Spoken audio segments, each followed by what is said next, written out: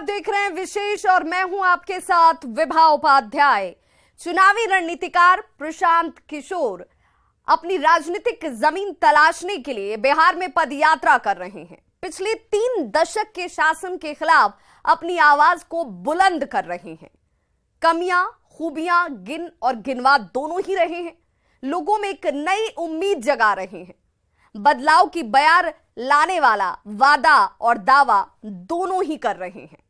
लेकिन अपनी मुहिम में उन्हें कितनी सफलता मिल पाई है और कितनी मिलने की संभावना है, विशेष में आज करेंगे इसी की पड़ताल। नमस्कार, मैं हूं आपके साथ विभा उपाध्याय और आप देख रहे हैं पीके ने क्या पाया।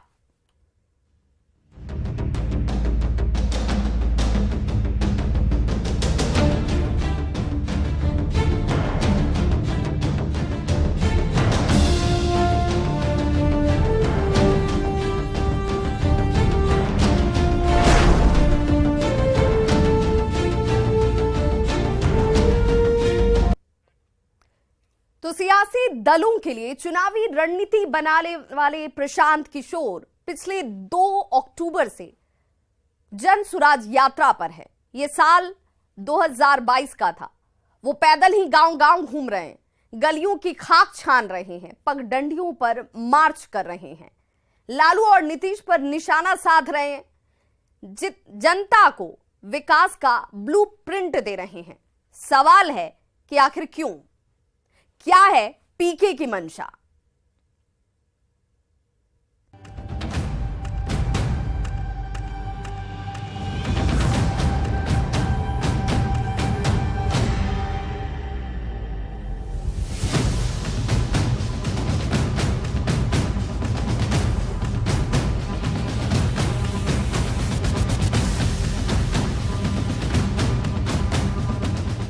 आम सा दिखने वाला एक शख्स,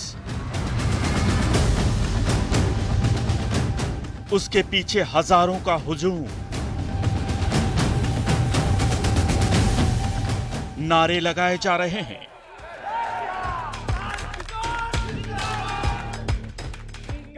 गीत गाए जा रहे हैं।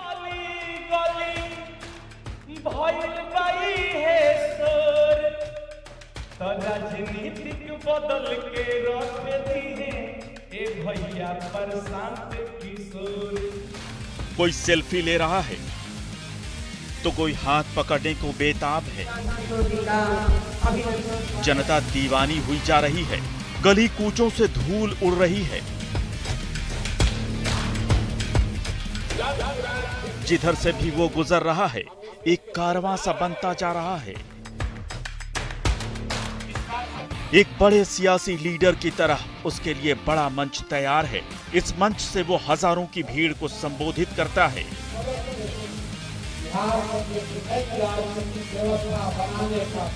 वो लोगों को बिहार में राजनीति की नई पिक्चर दिखा रहा है। नेता, इसके मालिक, इसके मुखिया बिहार के वो लोग हैं जो अपने और अपने बच्चों के भविष्य के लिए अपना कंधा, अपनी शक्ति, अपना अनुभव, अपनी ताकत इसमें लगाना चाहते हैं।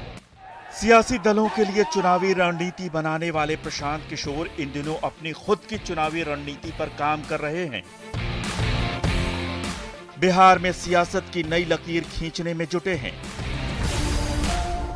वो गली गली, गांव गांव और नगर नगर घूम रहे हैं, लोगों से मिल रहे हैं, उनकी समस्याएं सुन रहे हैं।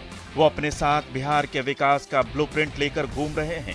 लोकलाइज्ड इश्यूज यानी स्थानीय मुद्दों और परेशानियों पर बात कर रहे हैं। क्योंकि हर प्रखंड की अलग अलग स्थिति, जो चीज जब आप जमीन पर जाते हैं, जो बड़रिया में देखा वो जरूरी नहीं है कि वही समस्या गोरिया कोठी में भी हो। और यही इस पद यात्रा का एक उद्देश्य भी है कि जमीन पर उतरकर पंचायत वाइज पंचायत इस चीज को देखा जाए, समझा जाए कि कुछ समस्याएं जो कि सर्वविदित हैं, लेकिन बहुतेरी ऐसी समस्याएं हैं जो बिल्कुल लोकलाइज्ड हैं, वहां की स्थानीय जमीनी हकीकत पर आधारित है। तो अभी तक का जो मेरा अनुभव रहा है, सिवान में भी दूसरे जिलों के जैसा बेरोजगारी और पलायन लोगों के नजर में सबसे बड़ी समस्या या सबसे बड़ी चुनौती है। लोग यहाँ बेरोजगारी से परेशान हैं, बहुत बड़ी संख्या में लोगों को रोजी रोजगार के लिए बाहर जाना पड़ता है। इस बात के लिए आपको गांव-गांव जाने की जरूरत नहीं है। जन सुराज यात्रा के बहाने प्रशांत किशोर अपनी राजनीतिक जमीन तलाशने में जुटे हैं। शिक्षा, बेरोजगारी और गरीबी जैसे मुद्दों पर लोगों को बिहार के राजनीतिक दलों की हकीकत बता रहे हैं ताकि पब्लिक कनेक्ट बना सकें। लेकिन क्या उन्हें इसमें कामयाबी मिल पा रही है? क्या जनता प्रशांत किशोर को स्वीकार करने के लिए तैयार है? क्या जनता उन्हें राजनीतिक दल बनाने की नसीहत दे रही है? ऐसे तो देखने में काफी अच्छे नेता लग रहे हैं, लेकिन आगे चल के वो क्या करेंगे पता नहीं है। जैसे केजरीवाल को देख के हम लोग पहले बहुत ही आकर्षित थे, लेकिन उनका अभी कार्यकाल देख के अभी मतलब असुरक्षित महसूस करते हैं हम लोग, क्योंकि वो एक तरह के राजनीति करते हैं जैसे हिंदू मुस्लिम के ये करते हैं। वो प्रशांत किशोर के बारे में क्या सोचते हैं? वो तो अच्छे नेता लग रहे हैं, लेकिन उनके पार्टी में आगे बनेगी तो कैसे कार्य करेगी, कौन कौन आदमी उसमें शामिल होंगे, इसके बारे में अब हम लोग उतना जानकारी नहीं रखते हैं। देखने में तो ऐसे अच्छे लगते हैं, बहुत लोग की भीड़ थी वहाँ, बहुत गाड़ी उड़ी लग रही है।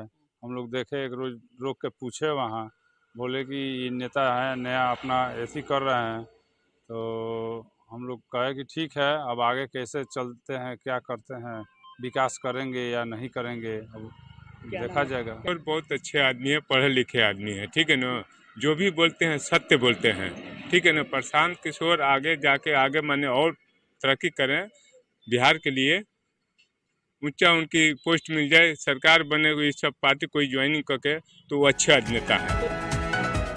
हालांकि वो अब तक खुलकर राजनीतिक दल बनाने की घोषणा से इनकार करते रहे हैं, लेकिन जन सुराज यात्रा के जरिए वो एक तरह से बिहार के लोगों की नब्ज टटोल रहे हैं और ये पता लगाने की कोशिश कर रहे हैं कि क्या बिहार के लोग उनकी राजनीतिक पार्टी को स्वीकार करेंगे। अपने इसी राजनीतिक अभियान के तहत उन्होंने पिछले साल जन सुराज अभियान की शुरुआत की थी। बिहार में एक नई राजनीतिक व्यवस्था बनाने का प्रयास। प्रशांत किशोर ने महात्मा गांधी की प्रयोग स्थली पश्चिम चंपारण से 2 अक्टूबर 2022 को अपनी जन सुराज यात्रा की शुरुआत की थी। इस यात्रा के दौरान वो करीब 3000 किलोमीटर की पैदल यात्रा करेंगे। बिहार के हर जिले में घूमेंगे, सीधे लोगों से संवाद करेंगे। उनका दावा है कि वो बिहार के हर उस व्यक्ति से मिलेंगे जो बदलाव चाहता है। इसके बाद ही राजनीतिक दल बनाने पर फैसला लेंगे। यानी एक तरह से जन सुराज पदयात्रा उनका राजनीतिक प्रयोग है, जिसके जरिए वो अपनी राजनीतिक स्वीकार्यता बढ़ाने में जुटे हैं। लेकिन उनकी इस कोशिश से क्या बिहार के सियासी दलों की परेशानी बढ़ने वाली है? क्या वो आरजेडी, जेडीयू और बीजेपी जैसे बिहार के बड़े राजनीतिक दलों को चुनौती दे पाएंगे? जानेंगे आगे। न्यूज़ 18 के लिए सिवान से मृत्युंजय कुमार सिंह और पटना से शैलेंद्र कुमार की रिपोर्ट।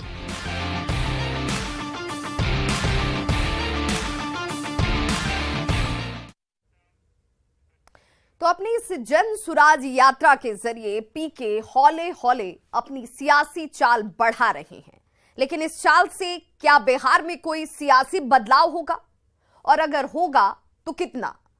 क्या प्रशांत किशोर की संभावित राजनीतिक पारी से बिहार के सियासी दलों में कोई बेचैनी है? क्या कांग्रेस, जेडीयू और बीजेपी जैसी पार्टियां उन्हें एक संभावित चुनौती मान रही हैं? क्या पीके बिहार के वोटरों का पैटर्न बदल पाएंगे? जानिए इन सवालों के जवाब इस रिपोर्ट के जरिए।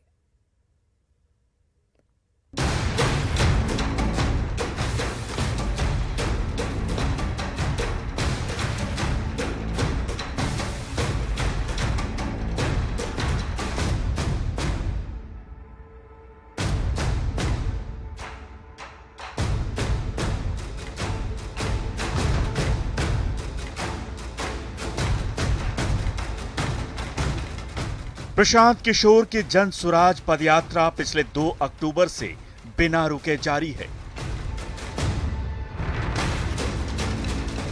इस बहाने वो बिहार के दूर दराज के इलाकों में लोगों की नब्ज टटोलने का काम कर रहे हैं।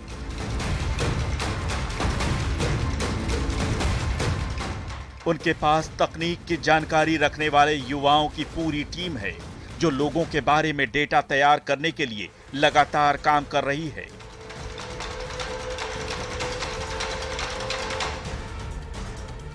वो ठेठ देसी अंदाज में प्रासंगिक मुद्दों पर लोगों से बात करते हैं और सांसदों विधायकों पर हमला करने में कोई कोर कसर नहीं छोड़ते। किसी ने कहा कि इतना जोर से ताली बजाइए कि चंपारण के बाद जब प्रशांत जी चले जाएंगे तो इनको याद रहे। हम चंपारण का ये कर्ज जीवन भर नहीं उतार पाएंगे। यहीं से आपने वो हिम्मत दी है, यहीं से आपने वो इस काम को करने की ताकत दी है। अगर पहला 5 दिन नहीं ठीक गया होता तो आज यहाँ खड़े होकर इस मंच पर नहीं बात कर रहे होते। आपका ये विशेष कर्ज रहेगा और चंपारण बार बार आते रहेंगे। जनसुराज यात्रा के जरिए हौले हौले बढ़ रही पीके की चाल से क्या बिहार में कोई सियासी बदलाव होगा, और अगर होगा तो कितना? क्या प्रशांत किशोर की संभावित राजनीतिक पारी से बिहार के सियासी दलों में कोई बेचैनी है? क्या पीके बिहार के वोटरों का पैटर्न बदल पाएंगे? ये कुछ ऐसे सवाल हैं जिनके जवाब जानने से पहले ये जानना जरूरी है कि क्या प्रशांत किशोर जनसुराज यात्रा के जरिए अपनी राजनीतिक जमीन तैयार कर पाने में कामयाब हो पा रहे हैं। जहाँ तक अभी तक कई फीडबैक है और जानकारी उपलब्ध हो है, लोग बातों को तो जरूर सुन रहे हैं उनके, लेकिन जमीन वो नहीं बना पा रहे हैं। ममता बनर्जी को पश्चिम बंगाल का चुनाव जिताने के बाद प्रशांत किशोर ने तय कर लिया था कि अब वो चुनावी रणनीति बनाने का काम नहीं करेंगे और कुछ नया करेंगे। भरोसा रखिए, आपको हारने नहीं देंगे, इतनी मजबूती से लड़ाएंगे। उसी वक्त ये काफी हद तक तय हो गया था कि पीके खुद राजनीति में एंट्री लेंगे और अपनी सियासी पार्टी बनाएंगे। उनका दावा है कि उनकी जनसुराज यात्रा कांग्रेस या जेडीयू के स्किप एंड जंप वाले प्रचार की तरह नहीं है। लेकिन क्या कांग्रेस और जेडीयू उन्हें सीरियसली ले भी रही है? जवाब है नहीं।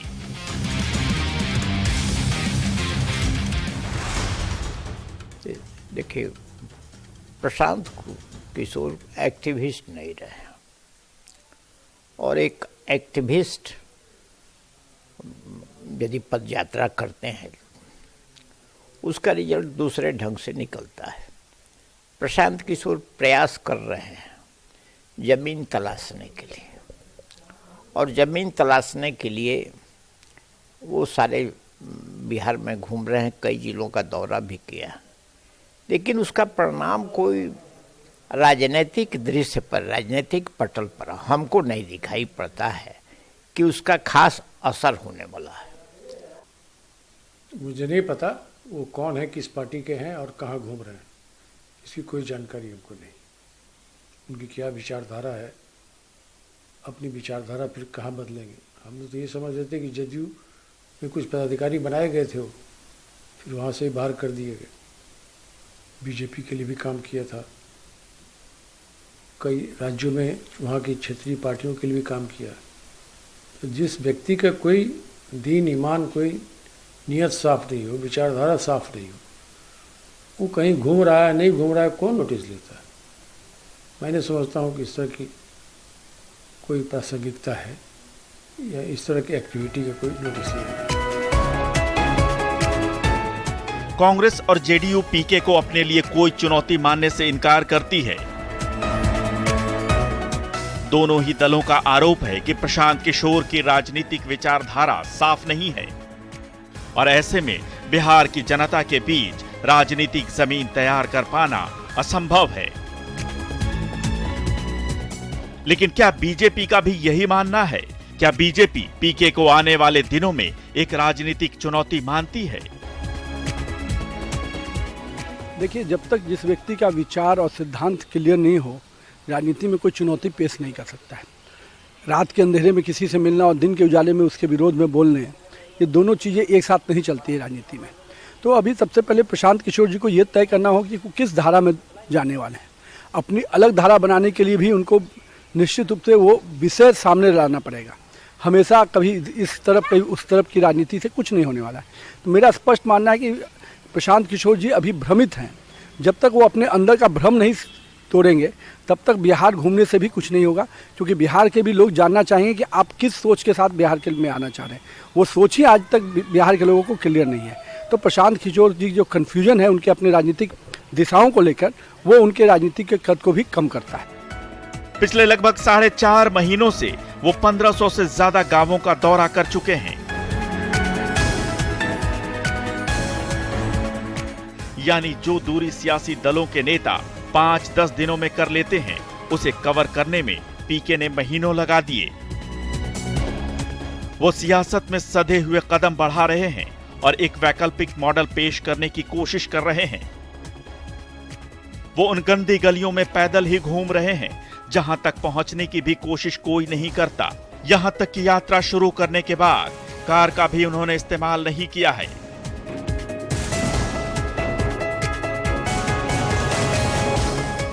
लोगों के बीच समय बिता रहे हैं। वो जिन क्षेत्रों में जाते हैं वहां लोगों का ध्यान आकर्षित कर रहे हैं।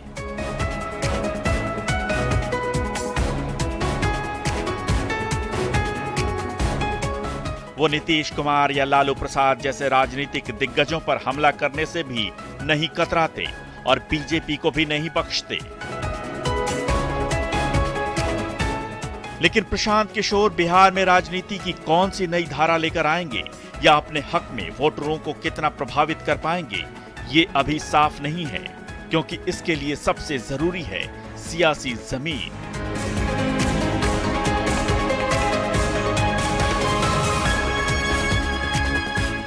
जो फिलहाल साफ दिख नहीं रही।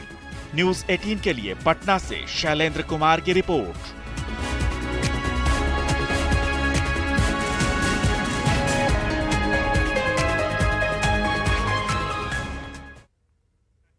और इसीलिए ये सवाल भी है कि प्रशांत किशोर वो सियासी जमीन कितनी बना पाते हैं। बिहार के लगभग सभी सियासी दल जो हैं वो पीके को अपने लिए पॉलिटिकल थ्रेट मानने से इनकार कर रहे हैं। राजनीतिक विश्वसनीयता की कमी को आधार बनाकर उन्हें सिरे से खारिज कर रहे हैं। सवाल है कि क्या इसमें सच्चाई है? क्या प्रशांत किशोर को यह पता नहीं है कि उन्होंने देश के कई राजनीतिक दलों के लिए काम किया है और ऐसे में बिहार की जनता के बीच अपनी राजनीतिक स्वीकार्यता बनाने के लिए उन्हें कुछ और अनूठे प्रयोग करने होंगे, वरना वो महज एक पॉलिटिकल प्ले बनकर रह पाए जाएंगे, जो समय बीतने के साथ आउटडेटेड हो जाता है।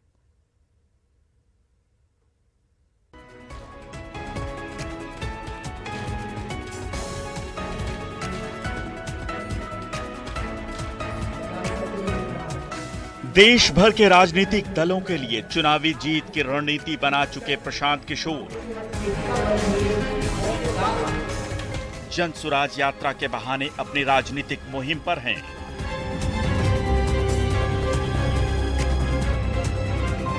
ये माना जा रहा है कि उनकी योजना राजनीतिक पार्टी बनाने की है। इसके लिए वो लालू और नीतीश पर सीधे सीधे हमले करने से भी पीछे नहीं हैं।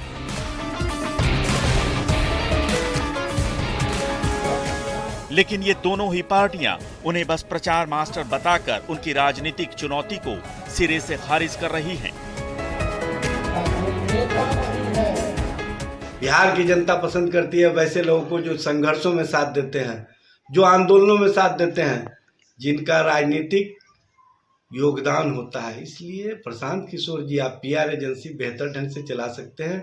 आप पीआर एजेंसी ही चलाइए, राजनीति आपके बस की बात नहीं है। अपनी राजनीतिक मुहिम में पीके कितने सफल होंगे, इस पर सवाल खड़े किए जा रहे हैं। खासकर उनकी राजनीतिक गंभीरता पर प्रश्न चिन्ह लगाए जा रहे हैं। सवाल है क्यों? तो जवाब है विश्वसनीयता की कमी। विरोध करने वालों का तर्क है कि पीके देश की लगभग सभी बड़ी पार्टियों के लिए काम कर चुके हैं, ऐसे में उनकी विचारधारा स्पष्ट नहीं है। बिहार में बरसों से पत्रकारिता कर चुके वरिष्ठ पत्रकारों का भी मानना है कि उनमें फिलहाल भरोसे का अभाव दिख रहा है। दरअसल मामला क्या है कि प्रशांत किशोर कभी एक राजनीतिक के रूप में लोगों की नज़र में नहीं आए। वो चुनावी रणनीतिकार के रूप में अपनी भूमिका दिखाते रहे, कभी नीतीश के साथ, कभी बीजेपी के साथ, कभी ममता बनर्जी के साथ, कभी कांग्रेस के साथ। मतलब भरोसा ये नहीं लो बन पा रहा है लोग कि ये कोई मुख्यतः राजनीतिक व्यक्ति हैं। यही कारण है कि लोग इन पर पूरी तरह से भरोसा नहीं कर पा रहे हैं कि वो राजनीति में कोई सक्रिय कदम या राजनीति में कोई नई बात करेंगे। संभव है कि वो कल को अगर ऑफर मिले तो फिर नीतीश के साथ जा सकते हैं, कहीं और जा सकते हैं। तो ऐसे में जमीन तलाशना मुश्किल लग रहा है मुझे। हाँ, पदयात्रा में जिस तरह का समर्थन इनको मिल रहा है, जिस तरह से स्कूलों में ये रात्रि विश्राम कर रहे हैं और दूरियां तय कर रहे हैं, लोग इनके साथ खड़े हैं, पदयात्रा में चल रहे हैं, तो समर्थन तो लोगों का दिख रहा है। लेकिन क्या वो समर्थन वोट में तब्दील हो पाएगा या नहीं तब्दील हो पाएगा, ये तो जब चुनावी मौसम आएगा और चुनाव में जब इनके पक्ष में या इनके विरोध में मत मिलेंगे तब चीजें स्पष्ट हो पाएंगी। प्रशांत किशोर ने बिहार में 2015 के विधानसभा चुनाव में अपनी धमक दिखाई थी।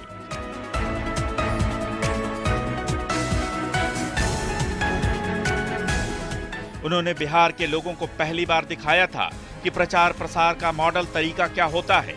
उसके नतीजे भी काफी सकारात्मक रहे थे। नीतीश कुमार ने चुनाव के बाद प्रशांत किशोर को अपनी पार्टी जेडीयू में एक बड़ा पद भी दिया था। देश भर में जेडीयू के बड़े नेताओं में प्रशांत किशोर का नाम भी शुमार होने लगा, लेकिन बाद में नीतीश कुमार का प्रशांत किशोर से मोह भंग हो गया।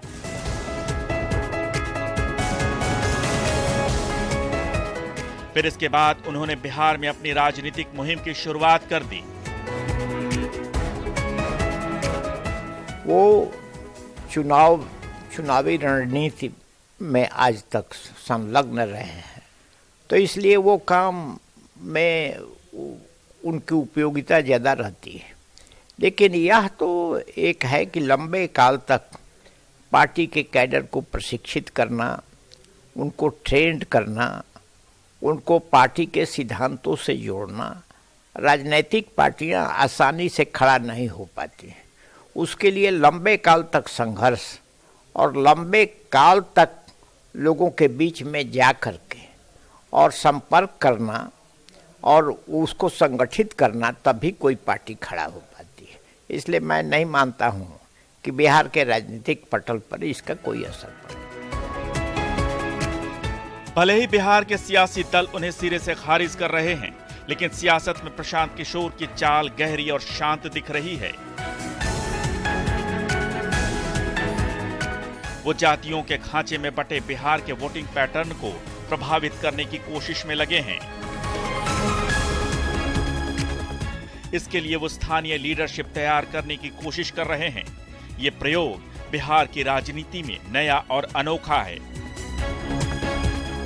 देखिए, प्रशांत किशोर स्थानीय नेतृत्व को उभारने की कोशिश कर रहे हैं। इन्होंने दोनों सरकारों को या दोनों कालखंडों को, चाहे वो लालू प्रसाद जी का कालखंड रहा हो या नीतीश कुमार जी का कालखंड रहा हो, ये दोनों के कालखंडों को कटघरे में खड़ा किया है, जनता के बीच में जाकर के और जनता की स्वीकृति के साथ, उनकी तालियों के साथ गिरद रहा। मैं तो चाहता हूं कि